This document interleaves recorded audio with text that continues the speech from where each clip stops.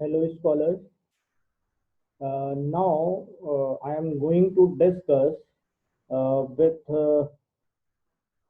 my physics lecture, and this is lecture third. So, first of all, I'm just giving a brief to lines of electric force. So, lines of electric force are drawn in such a way that the perpendicular to a line of force at a point gives the direction of the resultant electric field. Okay, and मतलब ये कि जो line of force electric force होता है वो क्या करता है कि इसका जो टेंजेंट है मतलब क्या बोलते हैं उसको परपेंडिकुलर लाइन ऑफ फोर्स के वो जो है वो डायरेक्शन ऑफ इलेक्ट्रिक फील्ड को शो करता है। ठीक है, अब हम बात करते हैं प्रॉपर्टीज। तो प्रॉपर्टीज क्या होती है? लाइन ऑफ फोर्स की कुछ प्रॉपर्टीज होती है और जैसे कहता हूं कि ये पैरेलल होती हैं, ईच मतलब एक दूसरे के पैरेलल होती हैं और ये आपस में कट नहीं करती हैं। इसको हम इस तरह से ड्रॉ करते हैं, जो लाइन ऑफ फोर्स होती है इनको हम इस तरह से कुछ ऐसे ड्रॉ कर देते हैं। तो इसको हम लाइन ऑफ फोर्स कहते हैं। लाइन ऑफ इसको हम लाइन ऑफ फोर्स कहते हैं।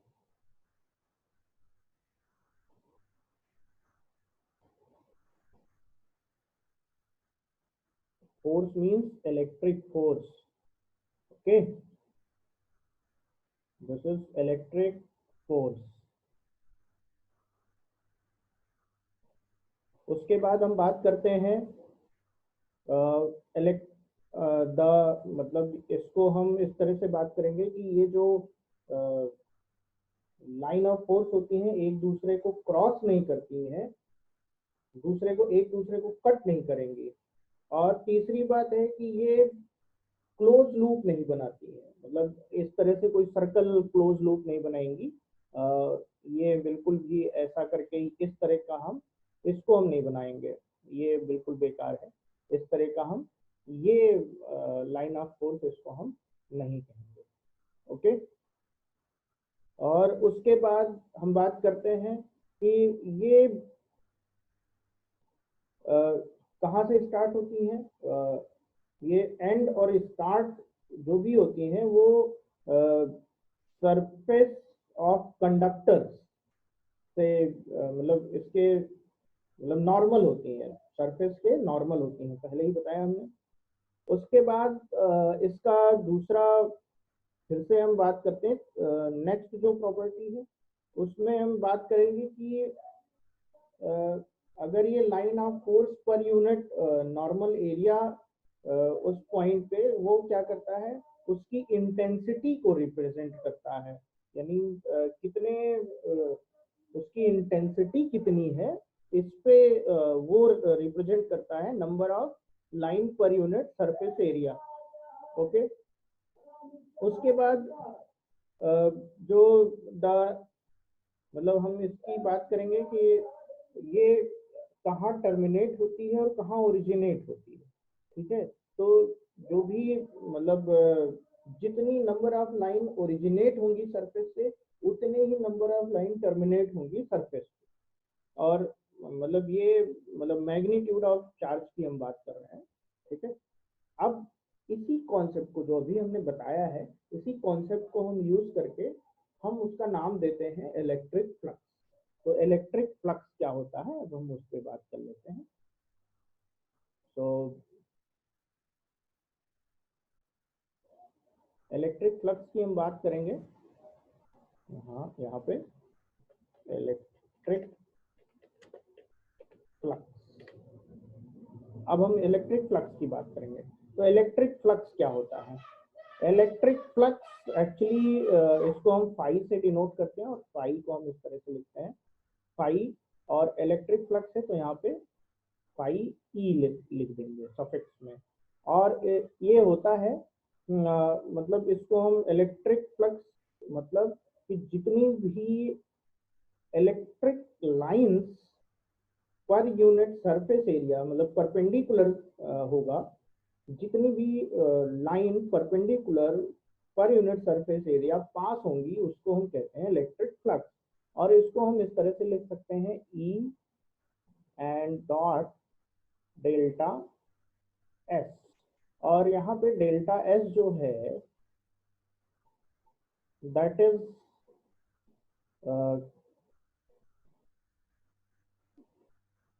नॉर्मल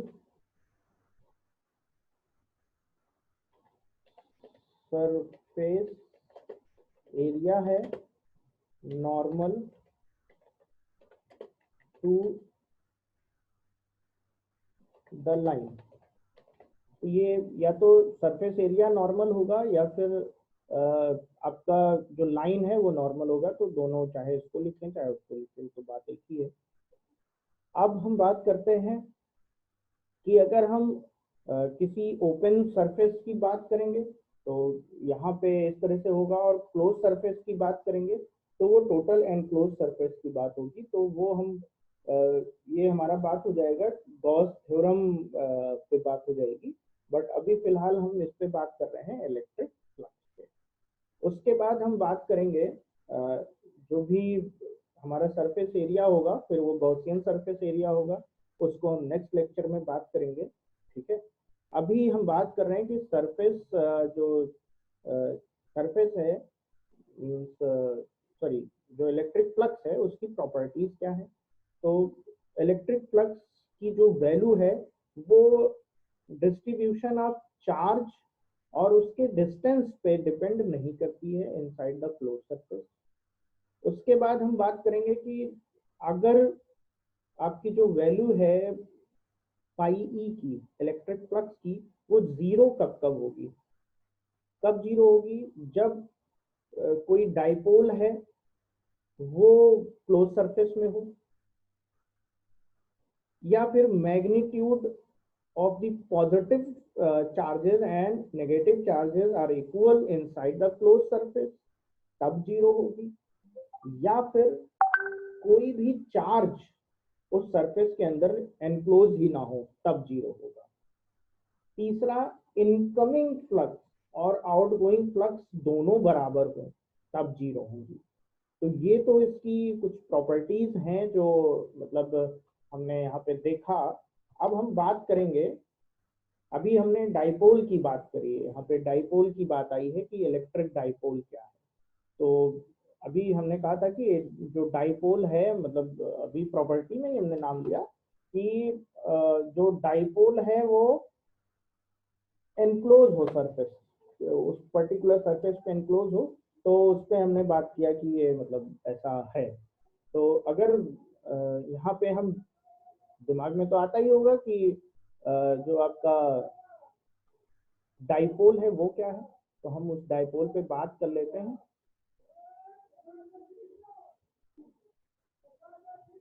उस डाइपोल पे हम बात कर लेते हैं। तो सबसे पहले हेडिंग डालिए इलेक्ट्रिक डाइपोल। तो इलेक्ट्रिक डाइपोल, इलेक्ट्रिक डाइपोल, तो इलेक्ट्रिक डाइपोल की हम बात कर रहे हैं। तो इलेक्ट्रिक डाइपोल क्या होता है। इलेक्ट्रिक डाइपोल इज, हम इलेक्ट्रिक डाइपोल की बात करेंगे तो क्या होगा इलेक्ट्रिक डाइपोल। इलेक्ट्रिक डाइपोल एक ऐसा अरेंजमेंट है जो कि मतलब ऐसा सिस्टम है जो कि दो equal and opposite point charges को एक स्मॉल डिस्टेंस जिसको हम 2L कह दें उस पे प्लेस अगर हम कर देते हैं तो उसको हम कहते हैं इलेक्ट्रिक डाइपोल। तो हम यहाँ पे उसको बना देते हैं, जैसे कि ये पॉजिटिव क्यू प्लस और ये नेगेटिव क्यू, और इनके बीच का ये जो डिस्टेंस हमने लिया है वो 2L, ये स्मॉल डिस्टेंस। तो इसको हम कहते हैं इलेक्ट्रिक डाइपोल। ठीक है। अब इलेक्ट्रिक डाइपोल मोमेंट, तो यहाँ पे हम बात करेंगे डाइपोल मोमेंट की। डाइपोल मोमेंट, डाइपोल मोमेंट की हम बात करेंगे। तो इलेक्ट्रिक डाइपोल जो मोमेंट है इसकी ये क्या होता है, ये इसका जो मैग्नीट्यूड होता है इसको हम P से लिखते हैं। इलेक्ट्रिक डाइपोल मोमेंट को हम P से लिखते हैं और स्मॉल p से लिखते हैं। P equal to here is q, small q मतलब जो ये डाइपोल के दोनों चार्जेस में से कोई एक चार्ज और उनके बीच का डिस्टेंस अगर हम मल्टीप्लाई करते हैं तो इसको हम कहते हैं डाइपोल मोमेंट। तो ये डाइपोल मोमेंट है। और डाइपोल मोमेंट को हम इस तरह से लिखते हैं। अब इसकी यूनिट क्या होगी, इसकी यूनिट क्या हो सकती है, कूलाम मीटर। डाइपोल मोमेंट की यूनिट क्या होगी, कूलाम मीटर। सभी लोग आप देख सकते हैं इसको। उसके बाद हम बात करेंगे कि इलेक्ट्रिक फील्ड को हम डाइपोल मोमेंट के टर्म्स में कैसे निकाल सकते हैं। ड्यू टू डाइपोल, अगर किसी सरफेस पे हमें इलेक्ट्रिक फील्ड निकालना हो तो हम उस इलेक्ट्रिक फील्ड को कैसे निकाल सकते हैं, इस पे हम डिस्कशन कर रहे हैं। तो सबसे पहले हम ये जानते हैं, अब हम यहाँ पे लिखेंगे electric field due to dipole. तो electric field due to dipole की हम अगर बात करें तो सबसे पहले हमें जानना होगा कि इलेक्ट्रिक फील्ड का फार्मूला क्या होता है। तो इलेक्ट्रिक फील्ड का हम फार्मूला यहाँ पे लिख देते हैं। We know that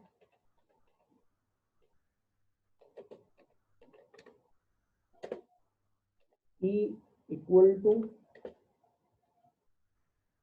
1 by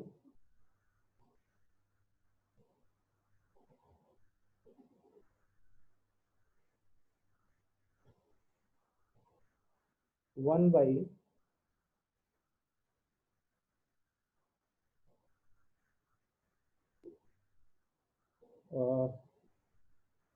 four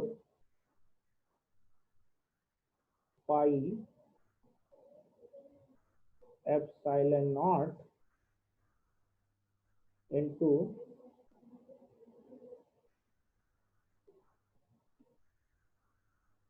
Q1 over R square. ये होता है E। E means electric field. अब अगर हम बात करें कि डाइपोल को हमको निकालना है तो डाइपोल दो तरीके से निकाला जा सकता है। एक तो हमारा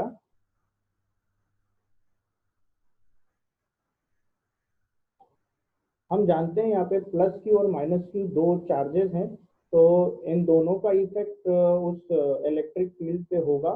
तो अगर मैं ये बात करूं कि मुझे जो है मुझे इन दोनों के ये जो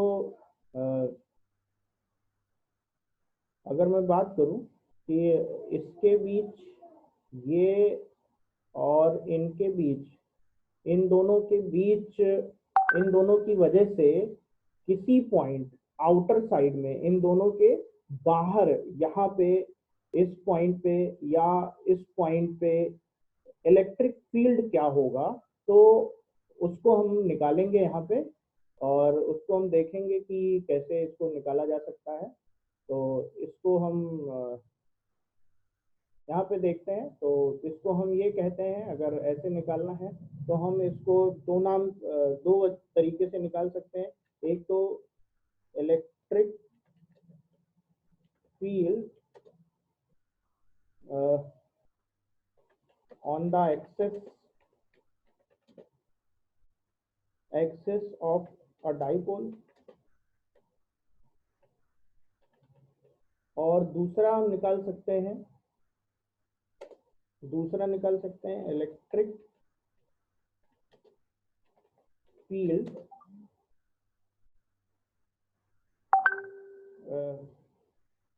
at the